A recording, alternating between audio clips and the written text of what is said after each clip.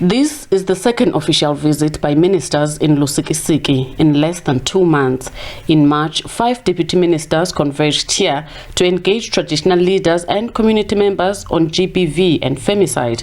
The focus for today's message is for men to unite in the fight against social ills directed at women and children. If men can't listen, we're not going to deal with this thing.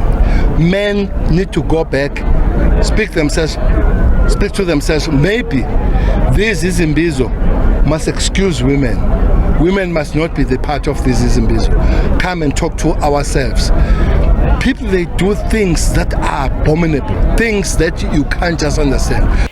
Residents raised a litany of complaints, some of which were against the police themselves. It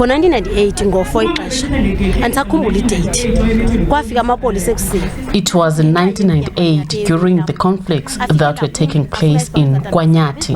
Police came to my house and said they wanted my father-in-law's firearm. And when I told them that I don't know where it is, they hit me.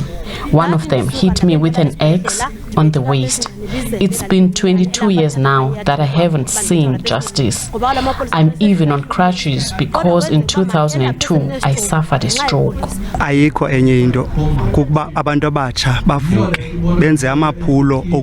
think the only solution to this scourge will be for us, the youth, to work together and fight for our women. These visits by ministers will not help if we don't change our mindsets as young people to stand up for our mothers and sisters. It's very painful because they get killed by people we know. It's difficult to come forward and say you have seen something because their own parents defend their children. Minister Cele concedes that lack of resources is also a contributing factor to rising crime statistics across the country. In the year 2000, I was a national commissioner. 2010, we had 200,000 police. We've got 180. That time, we were 50 million South Africans. This time, we have 182, was 60 millions, which means the ratio of policing does give the problem of the police responding.